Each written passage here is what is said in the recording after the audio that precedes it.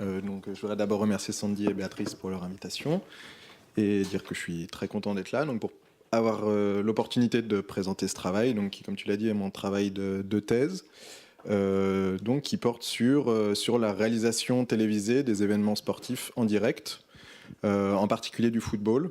Donc, ce qui m'intéresse sont des événements qui sont à la fois filmés, montés et commentés en temps réel, et d'essayer de comprendre donc les dynamiques qui sont à l'œuvre pour la production de ce type d'événements.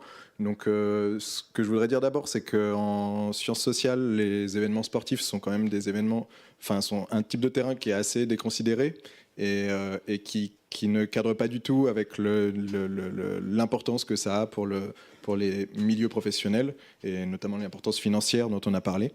Et donc, l'un des intérêts que j'ai pour ce travail, c'est aussi de remettre sur le devant de la scène l'importance que peuvent avoir ces événements en sciences sociales.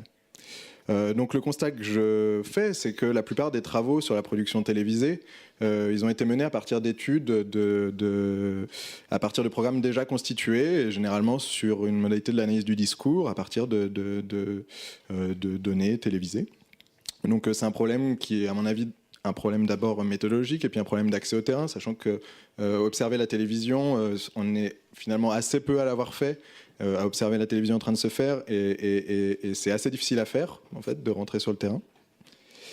Donc la démarche que j'essaie d'entreprendre, c'est de passer d'une étude de la représentation à une étude des pratiques de représentation, c'est-à-dire comment les participants, les journalistes, mais aussi les techniciens s'organisent collectivement pour montrer une réalité en temps réel. Donc comment ils sélectionnent les plans, comment ils sélectionnent des ralentis, à quel moment ils passent du direct au ralenti, et comment on assure les transitions d'un plan à un autre. Donc généralement, c'est des choses qui ne sont pas vraiment étudiées et qui pourtant ont une importance énorme dans la manière dont vont être reçus ces contenus. Donc l'idée, ça serait d'aller contre l'idée d'événements qui seraient en direct, donc transparents. Et en fait, que l'idée de direct pourrait nous faire penser qu'il y aurait une immédiateté de la production. Or, c'est pas parce que la production est en temps réel qu'elle est immédiate, elle est elle-même médiatisée. Donc il n'y a pas de possibilité d'opérer des choix en amont, ou alors très peu, c'est-à-dire c'est des choix organisationnels, mais ce sont très peu de choix éditoriaux. Et c'est dû au fait qu'il y a une simultanéité du déroulement de l'action filmée et des choix qui sont opérés en régie. Donc mon objectif, c'est de replacer le programme télévisé, et les programmes télévisés sportifs en particulier, dans les conditions temporelles et matérielles de leur production. Donc comment, en gros, on parvient à produire des images dans un niveau d'urgence qu'on a du mal à se représenter quand on observe les choses à la télévision. Quelles sont les implications de l'organisation du travail sur les contenus eux-mêmes. Donc ça, c'est vraiment en discussion avec les travaux de Béatrice, Sandy et Eugénie qui ont été présentés précédemment. Et comment concrètement les techniciens, les réalisateurs, mais aussi les journalistes se coordonnent pour mettre en image et commenter les actions qu'ils perçoivent à travers des écrans. Donc l'idée, c'est que la sélection des images, elle obéit donc à un ordre tacite et à des routines collectives davantage qu'à des décisions individuelles et à des décisions qui sont prises en amont. Donc voilà. Donc ma présentation va être en 3 points. Donc premièrement, je vais présenter mon terrain et la méthodologie que j'ai employée. Deuxièmement, je vais parler des ralentis, de la production des ralentis de façon assez rapide. Et troisièmement, je vais aborder la question des plans de hors-champ et de la manière dont on utilise les plans de coulisses dans la réalisation. Donc, comme tu l'as dit, mon approche est vraiment empirique et dans le détail de l'activité. Et donc, j'ai mené une analyse vidéo des interactions dans une régie. Donc, j'ai filmé avec 2 caméras, donc une régie. Donc, pendant 2 ans, j'ai suivi des réalisateurs de Canal+, et aussi des journalistes de Canal+. Et j'ai filmé un certain nombre de matchs, environ entre 15 et 20, je ne sais plus exactement combien, avec 2 caméras, donc des matchs du dimanche soir, donc des matchs à grosse audience. Et donc j'ai filmé derrière le mur d'écran qu'on a vu tout à l'heure, et pour essayer de comprendre comment le réalisateur opérait ses choix en temps réel. Ce qui est important de savoir, c'est que, et ce dont on ne se rend pas vraiment compte, c'est que le match il est perçu à travers des écrans pour à peu près pour tous les opérateurs qui sont présents, que ce soit les caméramans eux-mêmes ou les opérateurs ralentis ou le réalisateur. C'est-à-dire que le match est déjà médiatisé pour les gens qui le médiatisent. Il est déjà médiatisé, il est déjà cadré, il est déjà limité par la taille du cadre de la caméra. Donc ce sont des dispositifs qui sont assez importants, donc il y a entre 25 et 30 caméras sur des matchs de ce type de dispositif, et 12 opérateurs ralentis, donc tous les opérateurs ralentis sont dans le... Enfin, il y a 2 opérateurs ralentis qui sont hors du car, et les 10 autres sont dans le car, et ils proposent pendant le match des ralentis aux réalisateurs qui les insèrent dans le match. Je reviendrai ensuite sur la méthodologie, sur la transcription. Donc je transcris le contenu verbal de ce qui est dit en régie, en essayant d'insérer aussi le moment où débutent les ralentis. Donc on va voir à quoi ça sert plus tard. Donc voici un écran, un mur d'une régie. Donc là, on est en train de diffuser le match, et donc il y a 25 axes de caméra à ce même moment du match, plus 12 ralentis. Donc ici, c'est le plan qui est diffusé à l'antenne. Ici, ce sont les plans directs, voilà.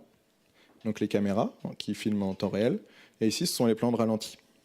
Donc le réalisateur, lui, en temps réel, il opère grâce à un clavier le choix, le switch entre ces différents plans qui passent à l'antenne. Donc les caméras sont toutes numérotées de 1 à 25, et il appuie sur le bouton de la caméra qui souhaite passer à l'antenne. Donc la grosse difficulté, c'est que toutes les caméras ne montrent pas la même chose et qu'elles n'ont pas toutes le même axe, et donc on ne peut pas faire des transitions entre chaque caméra, et il y a des caméras qui ne montrent pas l'action qui est en train de se dérouler sur le terrain, il y a des caméras qui montrent autre chose, qui montrent le public, qui montrent les coachs, etc. Donc la difficulté, en fait, c'est de ne pas louper ce qui se passe sur le terrain. Et la principale tâche des réalisateurs, c'est de montrer ce qui se passe. Aussi bête que ça puisse paraître, c'est quelque chose d'assez important, et l'un des gros enjeux, c'est de ne pas louper de but, notamment, et de ne pas louper d'actions importantes, et ce qui ne va pas de soi. Bon, ça, ce sont des éléments de littérature. Donc, ce qui m'intéresse, c'est comment les opérateurs donc, se coordonnent en coprésence et à distance à travers le dispositif technique, et de réévaluer l'importance du dispositif technique dans la production des rencontres, et de prendre en compte le fait que, comme je l'ai dit, tout ce qui se passe est déjà médiatisé pour les opérateurs eux-mêmes. Donc ça remet en cause une distinction rigide qui est souvent faite dans nos disciplines entre la production des contenus et la réception des contenus médiatiques, sachant que les producteurs eux-mêmes sont les premiers récepteurs de ce qu'ils produisent. Donc je vais en venir d'abord au ralenti. Donc les ralentis, ils ont une importance considérable dans la manière dont sont réalisés les matchs. Déjà parce qu'ils ont une fonction d'objectivation de ce qui vient de se passer, ça je ne vais pas trop revenir dessus, mais aussi parce qu'ils ont une fonction qui est celle de donner du rythme, et donc de montrer des choses pendant qu'il ne se passe rien. Donc l'une des tâches du réalisateur, c'est que pendant ces moments où il ne se passe rien, c'est-à-dire pendant que le ballon est arrêté, ou pendant qu'il y a eu une faute, de montrer un ralenti. Or, ce laps de temps, il n'est pas connu à l'avance, et il est extrêmement resserré. Donc le réalisateur doit faire en sorte d'insérer le plus vite possible un ralenti dans un temps extrêmement resserré. Donc je vais vous montrer une faute, une séquence de match qui est absolument ordinaire, donc c'est une faute, et on va voir comment elle passe à l'antenne, et on va voir comment ça s'organise en régie. Voilà. C'est bizarre, Elie, que Rennes n'arrive pas à profiter de cette première demi-heure pour être plus serein, pour être plus tranquille, pour aller dans le plaisir. On sent qu'ils sont en train de se crisper, les Rennais. Oui, parce que les vraies occasions, les vraies... Je sais pas si... Oui. Donc on a eu d'abord un plan large sur un plan large du match. Il y a eu une faute qui a été sifflée par l'arbitre. À ce moment-là, il y a eu un plan serré qui est passé à l'antenne. Donc ça veut dire que le réalisateur a appuyé sur le plan serré. Puis il a passé un plan de ralenti. Donc maintenant, je vais vous montrer comment ça s'est passé dans la régie et comment le ralenti est passé à l'antenne. Donc, juste pour là, on voit assez mal, mais je pense qu'on n'aura pas mieux. Donc, sur la gauche, en fait, les gens qui sont alignés, la deuxième personne qu'on voit assez mal, c'est le réalisateur. Et donc, en face de lui, là, les écrans. Et donc, on va voir cette séquence. N'arrive pas à profiter de cette première demi-heure pour être plus serein, pour être plus tranquille, pour aller dans le plaisir. On sent qu'ils sont en train de se crisper les Rennais. Oui, parce que les vraies occasions, les vraies situations fortes, c'était... Donc voilà, donc ça c'est la transcription. Donc je transcris donc les éléments verbaux. Donc je ne vais pas m'attarder sur la transcription, juste pour dire que dans la première partie, le joueur tombe au sol et percuté, il tombe au sol. Puis il y a le coup de sifflet de l'arbitre. Et enfin, il y a un ralenti qui est annoncé par un opérateur. Et donc ce ralenti, ce qui est intéressant de voir ici, c'est à quel point le ralenti est annoncé de façon précoce par rapport à la faute et qu'il est annoncé sans même de requête nécessaire du réalisateur. Le réalisateur sélectionne ce ralenti et le lance à l'antenne. Voilà. Donc ce qu'on voit, c'est que ça va extrêmement vite et qu'il se passe entre le coup de sifflet et la proposition du ralenti par l'opérateur ralenti, il se passe 3/10 de seconde. Donc c'est un interstice durant lequel il a préparé le ralenti, il l'a proposé au réalisateur, et puis une seconde après, le ralenti passe à l'antenne. Donc là, je me suis focalisé précédemment, je me suis focalisé sur le verbal, et maintenant, je vais me focaliser sur ce qui s'est passé dans cette même séquence, mais en analysant les opérations de rembobinage. Donc là, on voit l'annonce de ralenti, et là, on voit à quel moment l'opérateur qui a été sélectionné, donc l'opérateur 6, produit son ralenti, et on voit qu'il le produit avant même que le coup de sifflet soit terminé, et que donc il prend de l'avance même, à partir du moment où le coup de sifflet commence, il commence à rembobiner. Donc on voit qu'il y a des... Ok. On voit qu'il y a des opérations qui sont complètement invisibles pour le téléspectateur et qui sont pourtant essentielles à la production du match et surtout à son rythme. Ici, on voit que le opérateur ralenti 6 qui a été sélectionné n'est pas le seul à produire des ralentis, mais qu'en fait, il y a une multitude d'opérateurs ralentis parmi ces 10 qui produisent des ralentis. Et donc, ils sont tous engagés dans ce que j'ai appelé une course au ralenti, qui consiste à rembobiner en premier et à proposer un ralenti au réalisateur. Et en fait, la règle, c'est que le premier qui s'annonce soit l'opérateur qui soit sélectionné par le réalisateur. Mais ce qui implique aussi, c'est que le réalisateur, à aucun moment, n'a le temps de visionner ces ralentis qui passent à l'antenne. Donc on voit ici que les opérateurs 4, 3, 5, 7, 9, etc.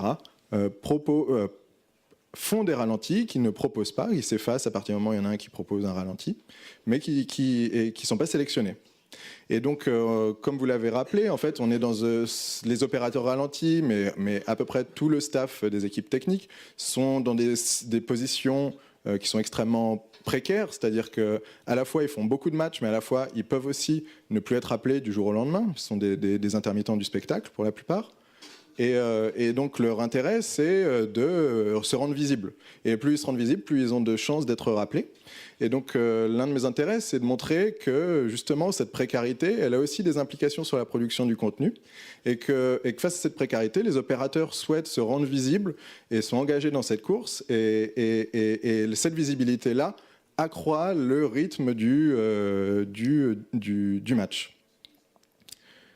Voilà, donc je voulais vous montrer une autre séquence, mais je pense que j'aurai pas le temps de la montrer. Donc je vais tout de suite en venir à ma conclusion.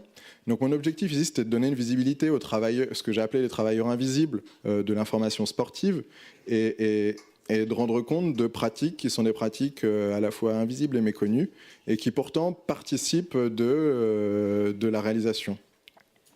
Ça permet aussi de sortir d'une perspective qui soit une perspective strictement intentionnaliste et logocentrée sur la réalisation sportive et sur son éditorialisation, c'est-à-dire sortir d'une perspective qui soit centrée sur le discours en tant que tel et aussi sur le journalisme en tant que tel, et de montrer qu'il y a des professions qui sont des professions techniques, de la réalisation à la production des images, mais aussi à la production du son, qui participent de l'éditorialisation du match et de sa production.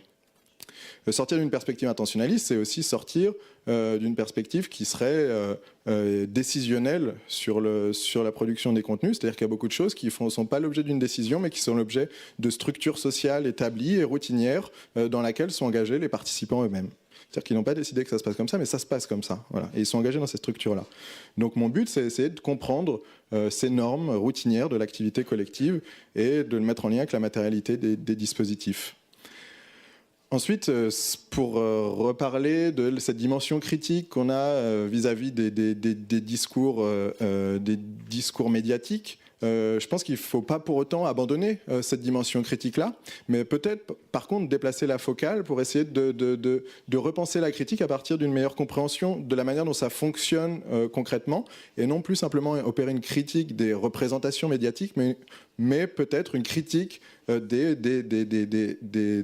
moyens de production et des circonstances de production dans lesquelles sont opérées ces représentations. Voilà, je vous remercie.